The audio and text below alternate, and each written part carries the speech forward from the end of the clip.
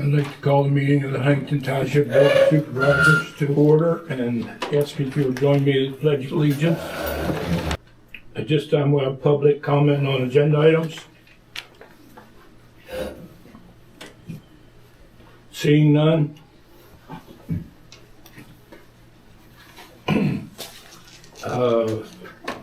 Approve the minutes of the April 9th meeting.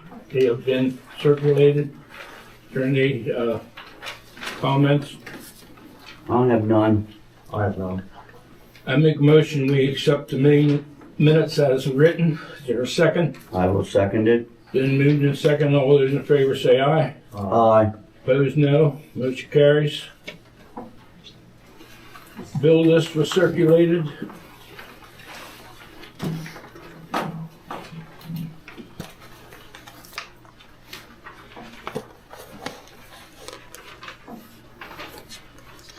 Do I have a motion to accept the bill list? I'll make that motion. Is there a second? I will second it. The motion made and second to approve the bill list. All those in favor say aye. Aye. Opposed, no. Motion carries. The financial report.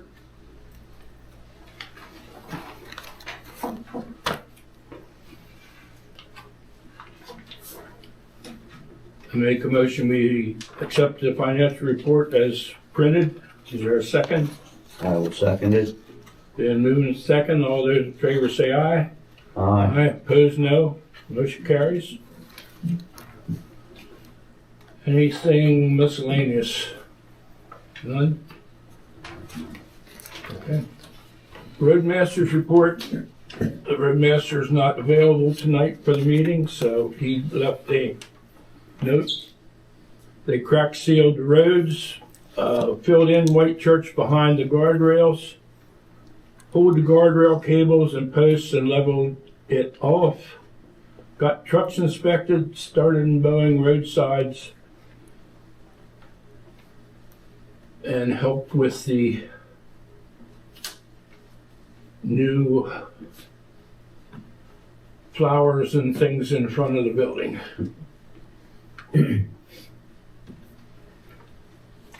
So it became a state rule that the solid posts and guardrails are not acceptable anymore, so that's why that was taken care of.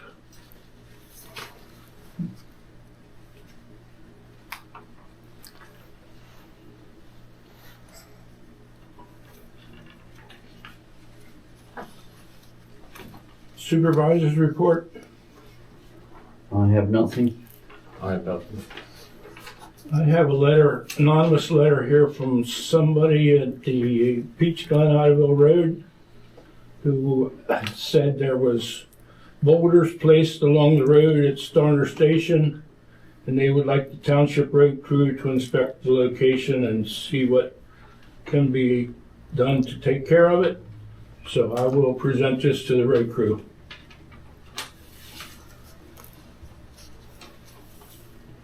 Zoning officers report.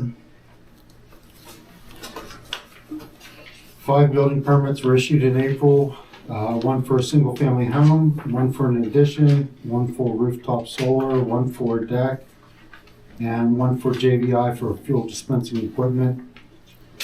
In addition, a zoning permit was issued to SQMA for their go-kart sports track. There's information in your packets there for the building permits and MDIA's inspections that have occurred and open permits.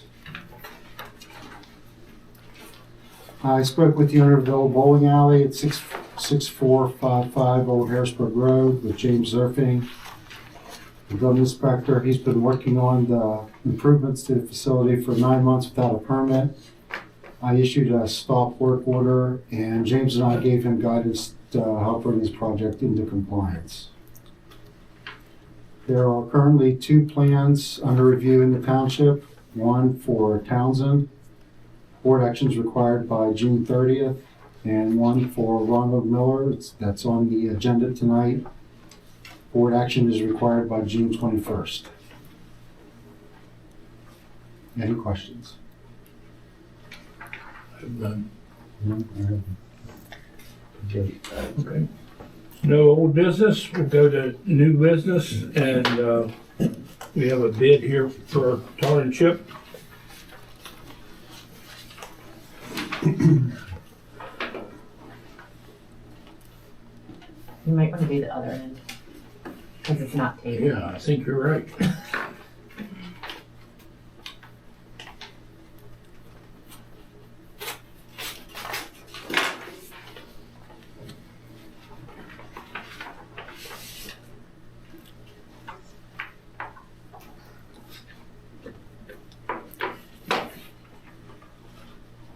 This bid is from Midland Asphalt Materials.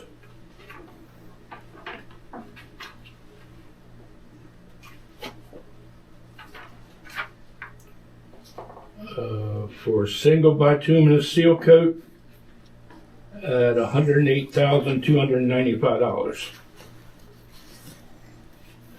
Since this is the only bid, I will make a motion we approve this with the after the the solicitor reviews it and the roadmaster approves it. Is there a second? I'll second it. All those in favor say aye. Aye. Opposed, no. Motion carries.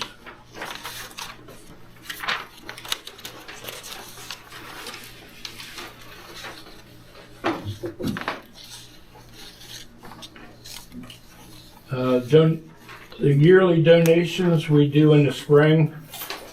The Historical Society, we are proposing $700. The York Springs Senior Center, $1,000. York Springs Power Company, $13,500. Bendersville, $6,000. Heidelberg, $2,500. And the contract with York Springs Power Company at $10,000. The contract with Community Life Team for our ambulance service is $10,000. And Sunnyside Cemetery, $1,000 of work provided if they need it. Do I hear a motion to accept these donations? I'll make that motion. A second? I will second it. Been moved in second. All those in favor say aye. Aye. Opposed, no. Question? You indicated on one, you said they're donations, but you indicated that, I think it was York Springs contract, or was that? That's correct. Oh, so you put it under donations. There's a donation and there's a contract. There's been a donation and a contract for years. I know there has, but I thought these were just donations that you were mentioning. So you're approving the contract? Is that what you're doing? That's correct. And these donations and contracts are $12,000 less than they were last year due to our budget constraints.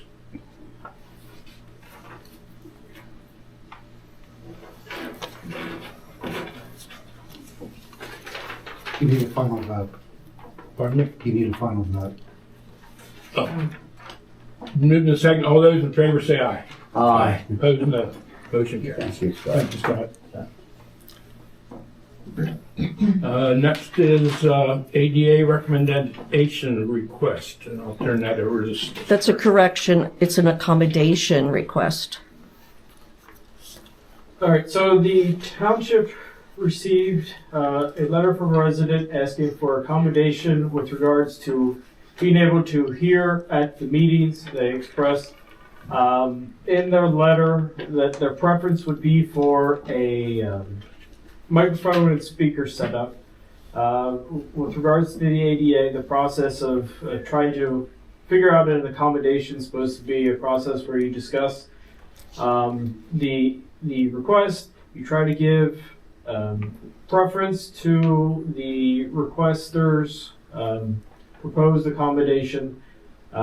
So initially when it came in and I was thinking of how the township already has microphones and cameras, I thought it might be a good idea to reach out to the AV Solutions who installed those, hoping that maybe something could be tied in with those to put them to a speaker, or maybe just amplify the noise so it could be heard better. So I did that. Have you guys seen the quote? Not yet, no. All right, so here I got a couple for you to share. You want a copy?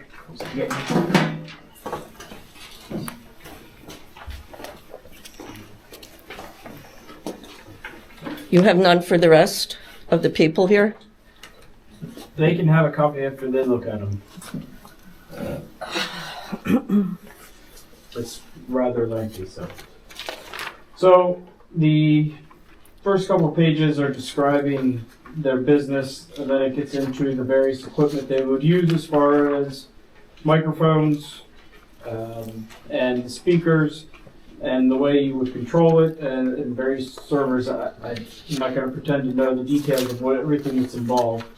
However, the estimate, it's about midway through, the total cost would be $36,000, 146.48 cents based on what he proposed.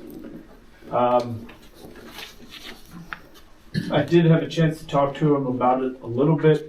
He said you can't use these microphones. It would have to be a separate system, and it would have to be done in a way so as not to create interference.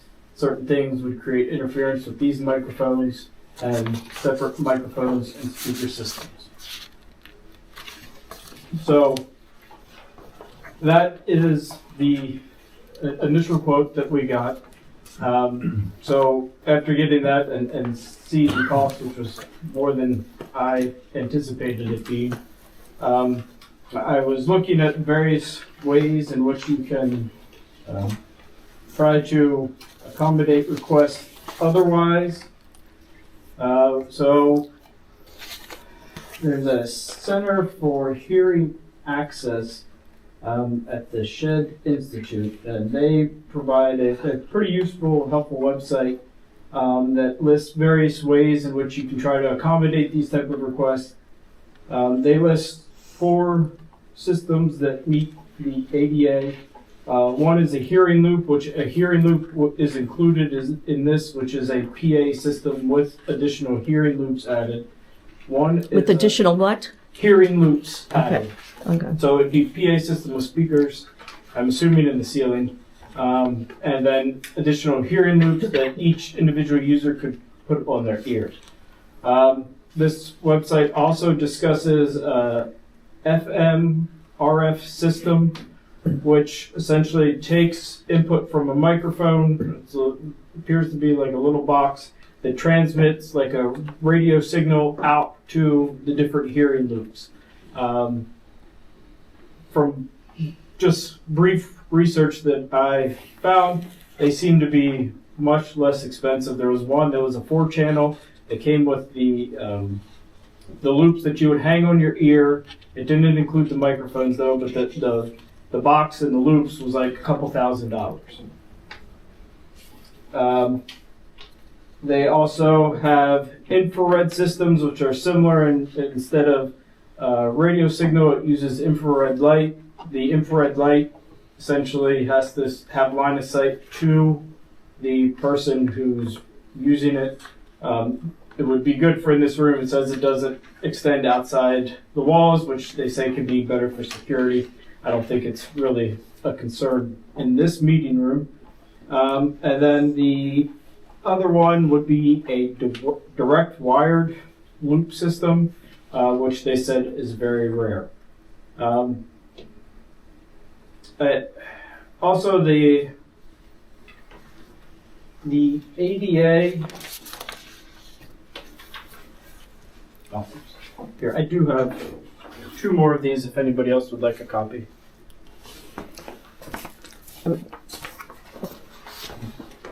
Sorry. Is there anybody else? So with respect to the ADA, they have kind of 2 different standards. If you have a public address system, you have to provide hearing loops or other devices to help people hear. When you do not have a public address system, what they say is you have to provide for effective communication, which can be done through various things. Some of the things that they say are like sign language, which I don't think is an issue here, or something that we would need to have. But I think that the FM, RF transmitter, or the infrared system, or some sort of hearing loop system without a PA system might be something that's more cost effective. And so since it's meant to be a process with the requester for the accommodation, do you have any input on what I've provided so far? Would you be agreeable for the township to look towards these alternative technologies short of just a PA system where it's microphones and speakers in the ceiling? Well, since I'm not a professional, and I would assume that the township would have gone and requested professionals to be here to explain these different, I don't know how can I explain it? I'm not an expert on this. And the town, like I had asked you in an email, I was surprised that this AV representative wouldn't be here tonight. So, I mean, I've heard of the loop system. I've investigated with a hearing impairment nonprofit, and they explained all these different things, but that's not up to me. This is the township that's responsibility, and a professional, not an attorney saying, well, I searched this, I searched that. What if you spend money and, okay, I'm not the only one that has a problem in here. You know, Mrs. Howard and Mrs. Boyer have the same issues because people do not speak up here. We have the engineer who mumbles and doesn't even move his lips. So are these systems going to help that? I don't know. These are something that we should be speaking with the professional and have a professional here. Well, what I'm trying to ascertain from you today is if it's okay to explore other alternatives other than what your preferred request was. Because we're supposed to give deference to your preferred request, which was the speakers and microphones. That's fine. And what I'm saying is this is what we got from that, that there are other technologies, and I just want to confirm that you're okay with that we investigate it further, because That's there's no fine. sense investigating further if you're going to... And until this happens, I would appreciate everyone up at that board table, including you and these two people here at this table, to speak up. Understood. Thank you. So if it's okay with the board, I like I said, I initially contacted AV Solutions because they're the ones that did the work in here previously. And I will discuss with him and possibly alternative systems. And I don't know if he is willing to come to a meeting without some sort of compensation to do it. And we haven't entertained any proposal for services from him, so I can get that information to bring back at the next meeting. But I would definitely investigate everything in the interim. Okay. Plus, if we found that this was not going to help these other alternatives, and you have to go to the speaker and microphones for each individual person on the boards, etc., that's $36,000. Don't you have to get, what's the threshold until you have to get 3 bids or a bid process? If you notice on the quote, they are co-stars certified. Therefore, you don't have to go through the bidding process because they're co-stars qualified. Okay, thank you. Okay, I entertain a motion to table this till we get more research. I'll make that motion. And I'll second it. Been moved to second. All those in favor say aye. Aye. Opposed, no. Motion carries. The next item on the agenda is the Planning Commission asks the supervisors at a public meeting to ask them to start looking at an ordinance for data centers. So I will make that in the form of a motion. I will second that. Been moved in second. All those in favor say aye. Aye. Opposed, no. Motion carries. I'd like to speak to that issue.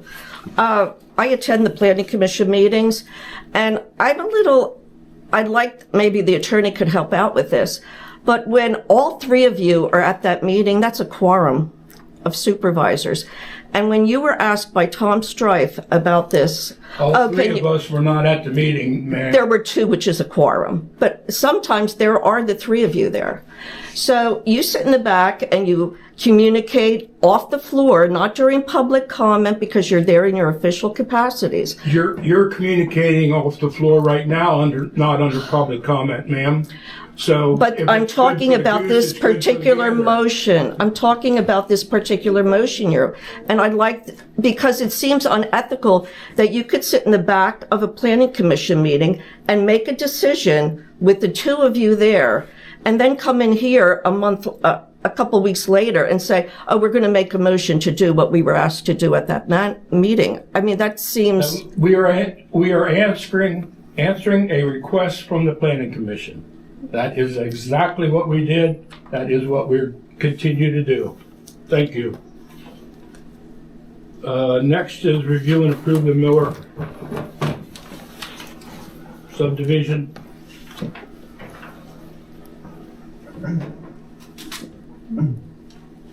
This is a one-lot subdivision on Ground Oak Tree Road, Ground Oak Church Road.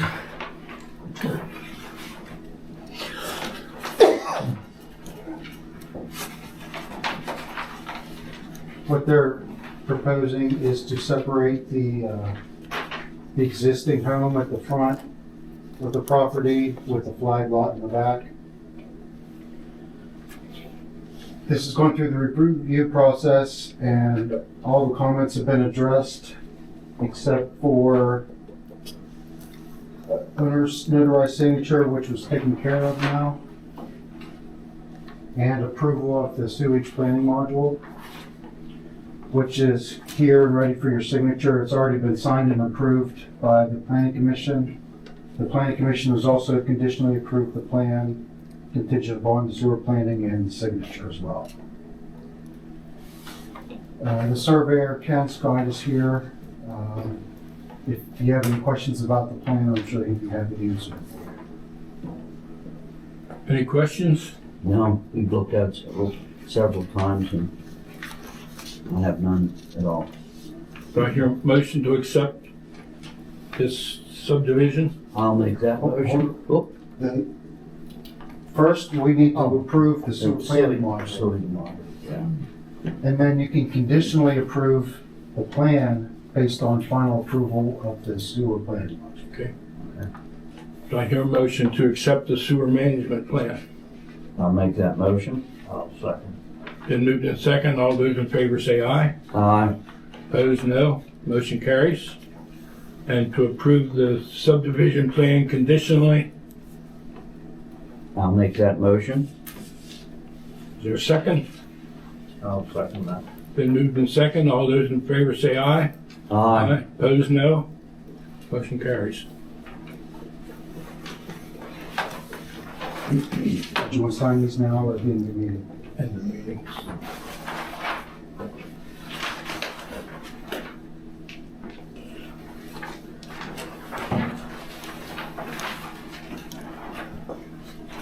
Next is JBI.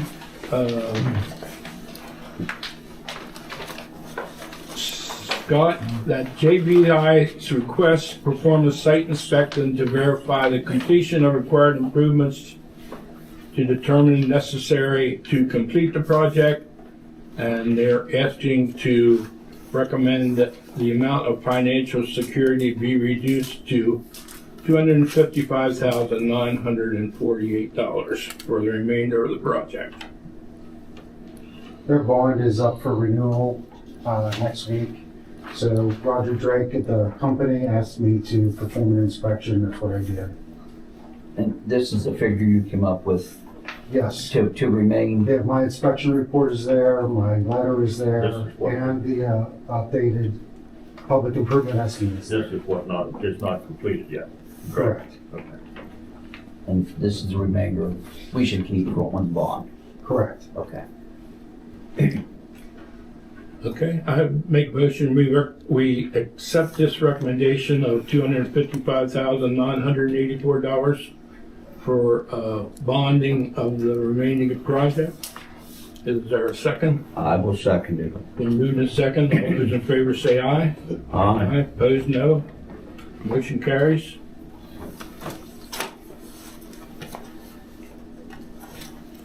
And we had in the Roadmaster's report that they helped with the flowers and mulch in the front of the building.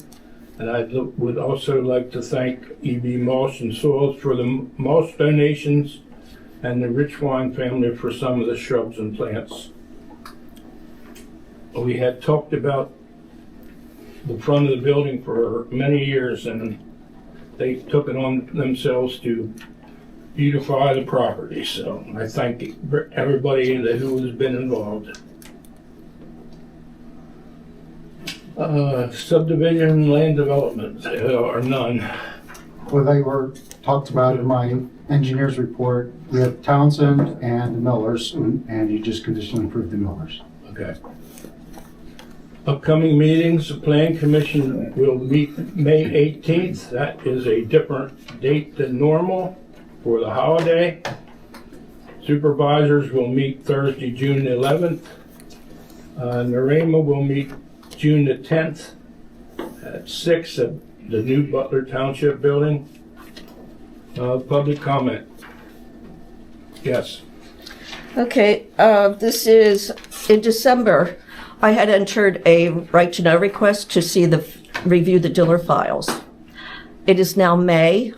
There was a mix-up, and I had emails that were hidden for a while. But in March, I came in to review the file, and there's a flash drive. I was surprised. I come in, and there was no one here could tell me what was on it, and there was no computer made available to me to look at what was on there. So I wanted to make another appointment. I was just recently told, when I picked this Salzman bill up by Julie Dinges, the Open Records Officer, that I would have to wait until the audit was done because auditors had papers all over the place. I have to wait till June. This is way past, so I'd like to know from, I guess, the attorney, what provision allows that in the right to know, in the Open Records law, where an audit is going on and no one could come into the office to review open records. I don't know all about what your request is. It was the Diller It file. was not for the Diller file. It was for the right to know binder. No, it's the Diller file. No, it was the right to know binder that you asked me about. And I said no. The auditors were in here and they had things spread out. I asked it's recorded anyway, but so why do I have to wait until June for that also, besides the Diller file? There is Could a you straighten that process. out? I don't know all the details of what you're talking about. I can't give a legal opinion on something that I do not know all the facts about. Okay, is there an open records provision indicating if something big is going on at a township or an agency that all right to know requests are have to wait until after that is done, after the event is done? If you're wanting to come and make a physical inspection of the record, it has to be at a mutually agreeable time. Right. You can't just insist that you have to come in at a certain date and time. And I did. I made the appointment, and we were here on March 1st. And she never got back to me. I finally asked in April 23rd, and I'm told, oh, well, you have to wait until the audit is done. Fine, I'll put another request in for these same things, and if I don't get in here within that 5-day period or shortly thereafter, I'll appeal. I mean, That's why that it's statutory framework exists. If you think you're aggrieved, file an appeal. Don't come in here and complain to them. They are not the right to know officer. There is a procedure that if you do not think you're being treated fairly under the right to know law, file an appeal. well, it's too late now because my request was in December, and because of her being new, I was trying to be patient, etc. But when I'm told, but yet meetings can go on here. There's no papers from audits here. That could go on, but my request has to wait until June or probably July. She told me it was June was the deadline for the audit to be completed. Okay, so let's go on to the second thing. Last month, I asked your associate, there was a meeting you had with the judge, and I understand that the two applicants for the vacancy for the auditor, you had a meeting with the judge. I'd like to know what was discussed at that meeting. What meeting? When was it? Precisely. Was it in February, probably? No, it was shortly before the hearing. You're saying it was with the applicants? Well, in February 26th, you set up a meeting with the judge to discuss the appointment. Yes. Okay. Yes, the And judge asked to see me on this matter. So I set up a time and I went over and talked to him at his request. Okay. So the two applicants were not at that No. meeting? At that time, the primary purpose of the meeting was because we didn't have anybody in mind at that time. And the judge came over to ask me if there were anybody and to see if we could possibly find somebody. And then from there, and I know you have a right to know request, and you'll see in the emails basically how the matter progressed. That's fine. Basically, it was something that I don't think Judge Campbell had handled yet, since he just became the president judge recently. So he initially asked me some questions, and then he eventually decided on the procedure where he's going to put out an order, have me put it in the newspaper, have it posted to the township requesting the applicants, and that's how it proceeded. And I did ask because, I was there at the hearing, and beforehand I went in and got the letters of interest. And Susie Heilman filed hers March 18th, which was 5 days after the judge's deadline on his order. So who is responsible to let him know that she was late in that request on his order? His secretary is actually the one that went down and docketed it to Pathonetary's office, because the letter was the one that she initially submitted, I think dated February 19th. So that letter that she submitted, then the judge's secretary took it down and docketed it on the 18th. I don't know why she didn't do it on the 13th. I think it was later in the day when she reached out to me about it. She asked to confirm that she was still interested. So it is the judge's secretary is responsible to file each of the letters of interest. Is that what you're saying? This isn't an interrogation. I Well, need to I answer want to these know the questions. procedure. I'm trying to be helpful. I know. But don't try to trick me into saying something. No, I'm not trying to. The ad said to send the Honest as a inquiries bitch. directly to the judge. So therefore, if they were received in the judge's chambers, yes, she is going to take them down and record them. That's what the order said. Okay. I'll wait for my right to know request response. That's it. Any other public comment? Yes.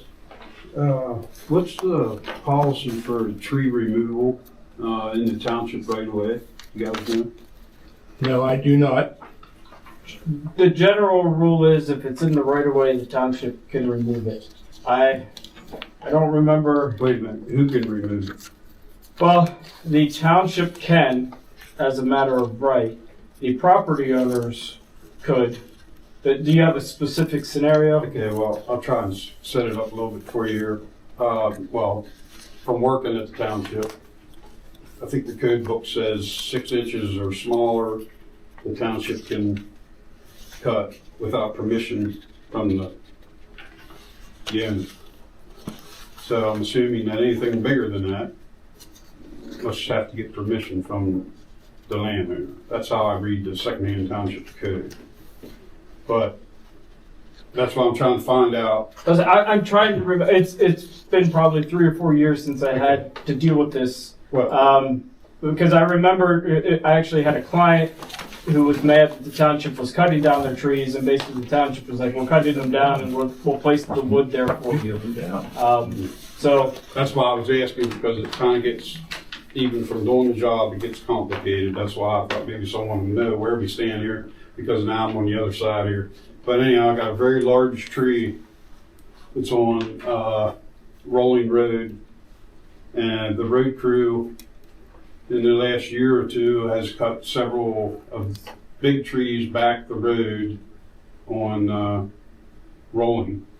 But they missed one of the worst ones. It's right beside my mailbox. And I got some pictures here. Do you want it cut? Yes.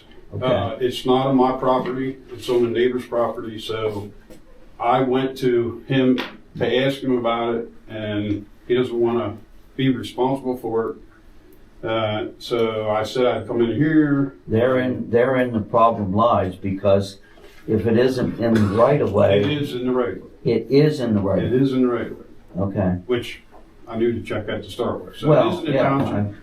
It's in the township right of way. Is it dead? It is dead, and the limbs are falling right on our mailbox, endangering anybody that goes to the mailbox, including the mail lady.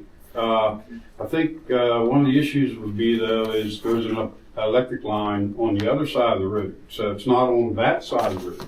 So it's not interfering with it, but you can't, could be a danger of cutting it down and throwing it. So it So, would have to be done by the professional then. okay, so now, I mean, it's in the right of way, so I'm coming to the township, let the township know that there's a safety issue with the tree, and I'm gonna hand it to you guys then to either figure it out whether you're gonna remove it or the landowner's gonna remove it. And I brought pictures so that you can see the hazard. Matter of fact, my wife is every day trying to stay in the car, because it is very unsafe. And it's actually putting limbs on the road all the time, and everybody's got to move the limbs. It's like this bigger. Would you be satisfied with an appointment with the roadmaster? That'd be fine. That's Well, what now, we'll do then. We'll have to contact the landowner of the tree. Actually, Well, matter of fact, he told me that he did actually talk to Chuck the or, road master about it. and what was the response? I mean, He didn't really have an answer for me. He said, you can cut it down. But wait a minute, it's not my tree, not my well, responsibility. yeah. Either yours or the township, so don't put Well, that no, on me. you don't want to be in the middle of that one. No. No. So that's why I'm coming here. Okay. We will tell the We'll figure out. It's definitely a safety concern. Well, for now, everybody. the owner does not want it taken down. Is that correct? The owner's fine. Take it down, man. He's Oh, is that get right? it down. He just don't. He's okay? He don't. But wanna I be don't involved. want to do it. He don't. No. He doesn't want to be involved in the cost of taking it down. Well, Exactly. okay. Okay. And So it can come down. he's okay with taking We it just down. got to figure out But you should still by talk. who and how much and by whom. Okay.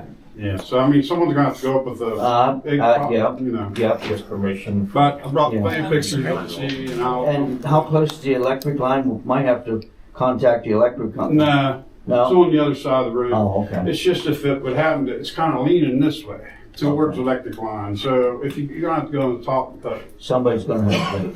But it'd be fine doing that. That's not a problem. Okay. There's no wires in the way. Okay. It's just you don't want it coming back towards No. my property because that's where Yeah. the wires are. So I'll leave these here and Yeah. Appreciate that. We'll get started, find out what the deal is. And I appreciate that. And I just checked quickly, the 6 inches, you just have to provide them notice. The township can still cut it down, they just have to provide them notice that they're gonna cut it down. Okay. So the township definitely has the ability to cut it down if it's in the roadway. Okay, and it is, like I said, you can have your roadmaster check it, but it's definitely in the right of way. Okay. It's definitely an issue, and like I said, the property owner is not, he don't, Okay. I mean, he might want the wood, but well, he's fine with, it's gonna come down anyhow. So. yeah, sooner or later it'll come down. Sure, it's coming down now, I mean, that's the problem. That's what I mean. Sooner or later, the whole thing will come down. Any other public comment? If not, I make a motion we adjourn. Is there a second? I'll second. All those in favor say aye. Aye. Opposed, no. Motion carries.